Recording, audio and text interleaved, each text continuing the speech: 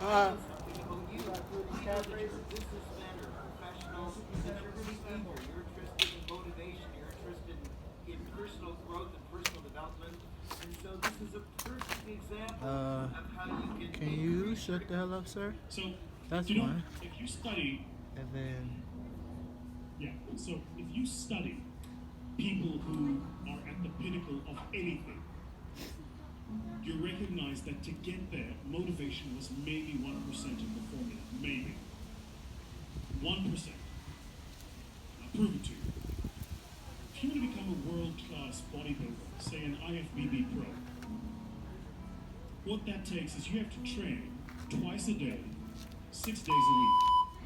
You have to have 8 meals a day. Your calorie intake is regimented. Your meals are pre-planned and pre-cooked. You don't eat according to taste, you eat according to function. So my trainer, for instance, will eat and go, what are you eating? And he's having he'll have chicken that was boiled without salt. And he'll have like half a kilo of it. And what are you doing? He says, I'm taking in protein. He doesn't say I'm eating, he says, I'm taking in protein. For him, it's functional, it's not taste-based. Then, you will probably have to train for a minimum, and this is if you are a genetic phenom, you'd have to train for a minimum of 10 years before you could get on a stage and compete at an average level with an average global bodybuilder. Average. Okay. So why am I telling you this? All of us here at the beginning of a new year write these things called New Year's resolutions. And then New Year's resolutions, number 1, make more money. Yeah? Number 2, change my boyfriend. Number 3, get into shape. Yeah? Number 3, get into shape is something in the top 3.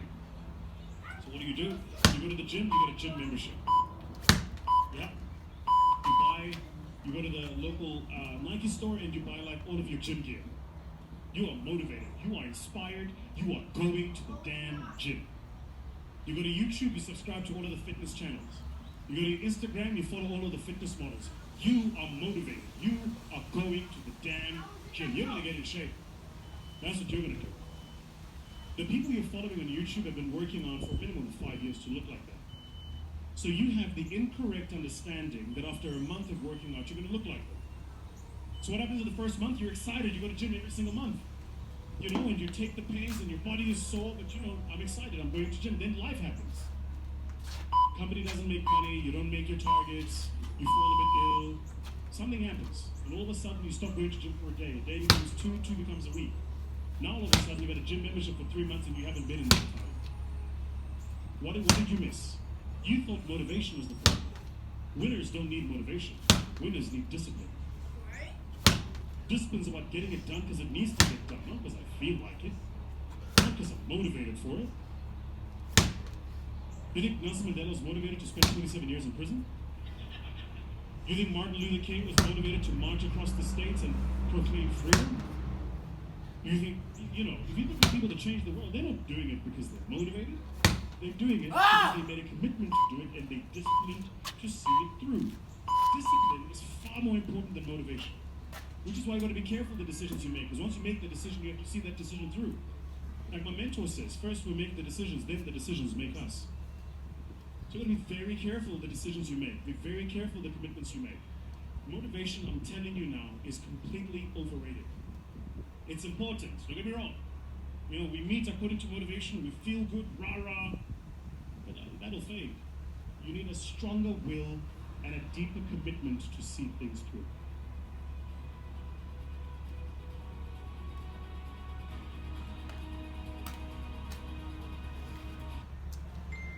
tell me about that shit, nigga.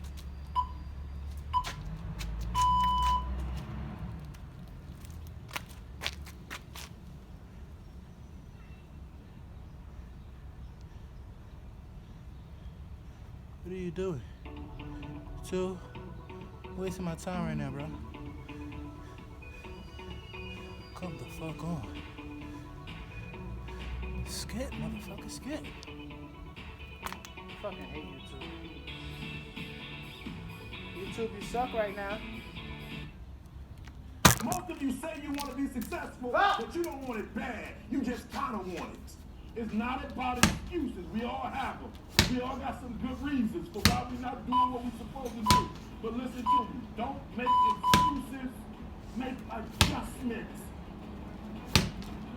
Stop making excuses and make the adjustments, because you can have what you want, do what you want, be what you want.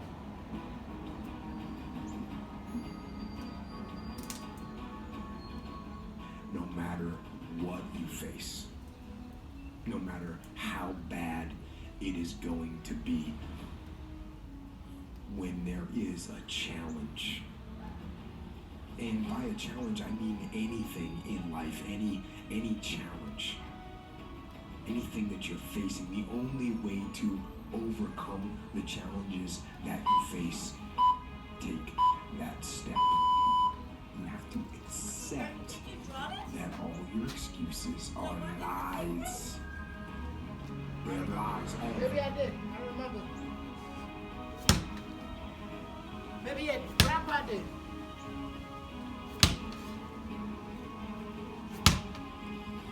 The problem with some of y'all, the reason why you don't give 120% every doggone time you get on the field, because you ain't got a why for what you do. I'm telling you today that many of you have dreams and goals, but you will never get to where you're trying to get to from where you are. That's right, you will never get there from the bed. You will never get there from the couch. You will never get there from sitting and talking about it until you're being about it. You don't have time. That's a lie. You don't have support. That's a lie. You don't have the equipment or the gear. You don't know the best way. Who cares? That's a lie. Or you're too old, or you're too young. Of course, you're too old, you're too young. Lie. And there's, you're too busy. Sure you are. That's a lie.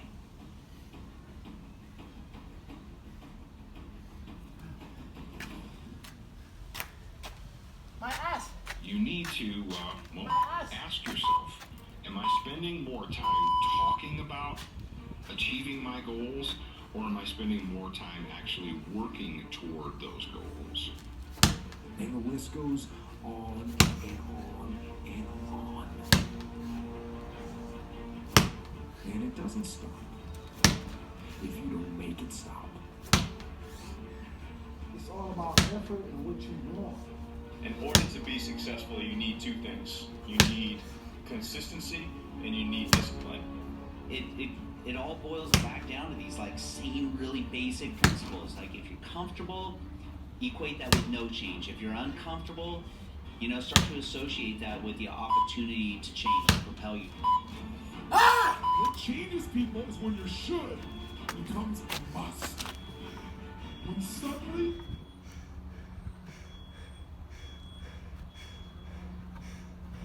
the thing you said should happen.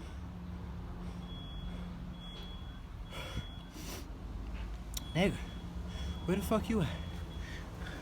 Where the fuck you at, nigga? Yeah, we done.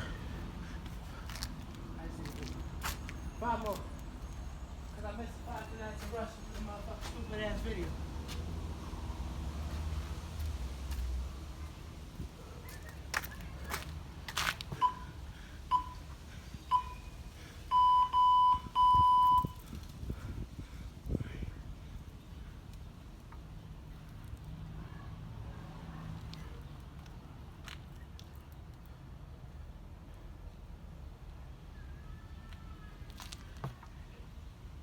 It has to happen. That's when human beings change. Everyone in the world has a list of things they think they should do. I should lose weight. I should work out. I should spend more time with my kids. I should work harder. I should make more calls. I should. And then you know what? People don't do their shoulds. And they get mad at themselves. Stop making excuses and just go do it.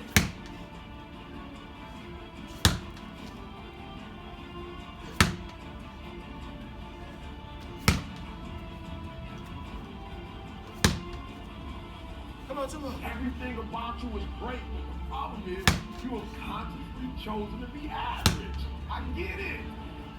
You complaining. Listen to me. You murmuring and complaining. You complaining. Shut up. Stop complaining. Do me a favor. If you want to make a difference, all you got to do is one thing. It's how you get started. You want something different? Listen to me. All you got to do is make a decision. That's it. Oh my nigga, one more. We fucking done. 15 more. That's it.